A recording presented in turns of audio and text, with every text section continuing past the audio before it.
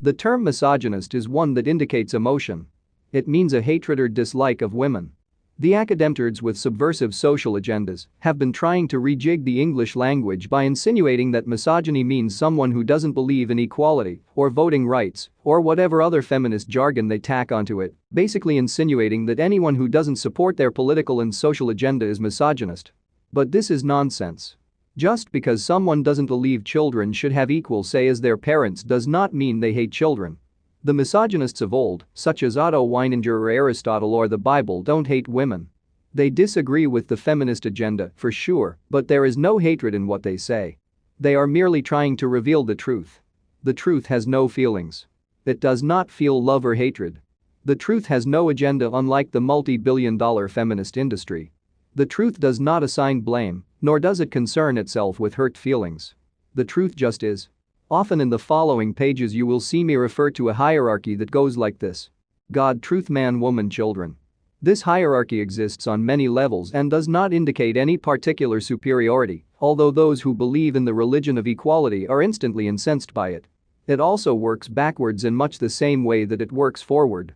For example, children are considered more valuable than adults, and women are considered more valuable than men.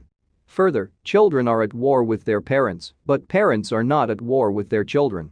Women are at war with men, but men are not at war with women. Men are at war with God truth, but God truth is not at war with men. And it descends from here as well.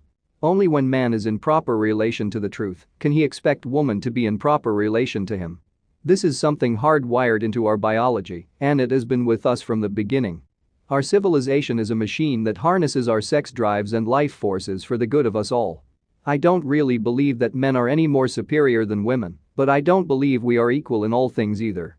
I believe we both have strengths and weaknesses. I believe that men and women possess different kinds of power. I believe that men make very poor women and women make very poor men.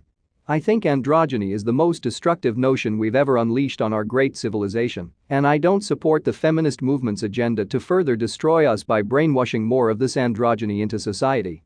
If the truth is misogynist by modern definition, so be it. I'll stand with the truth proudly. There's a difference between how a married man knows women and how a bachelor comes to know them. The married man, through the course of spending his life with the same woman, will naturally come to know her individual quirks and personality flaws. We all have them, and so does his wife. The married man therefore believes that not all women are like that. The bachelor starts out from the same place as the married man. He falls in love with a woman, discovers her quirks and flaws, and as the relationship spirals out of control he thinks to himself, I must have just been unlucky and ended up with a faulty one. And so off he goes and finds another, thinking that she will be different. When the second love ends the same way as the first, he starts to doubt himself. Maybe he is the problem. After all, he is the constant factor in this equation.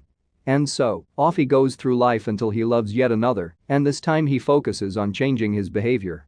Then he loves another, and still, they all end up being remarkably similar experiences, often even down to the very words she says when in the same situation. Finally, he comes to the amazing conclusion that yes, something is wrong with them. All of them. And thus, with enough notes to compare from various women he has known intimately, a pattern begins to emerge, and once he begins to identify it and map it out, he starts to see it everywhere.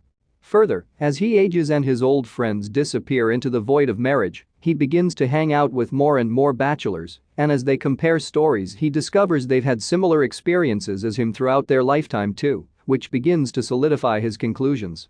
Marriage hides the nature of women, while bachelorhood exposes it as life goes on. I've read before that if a man reaches the age of 38 without having married, the likelihood of him ever marrying is negligible. This is why.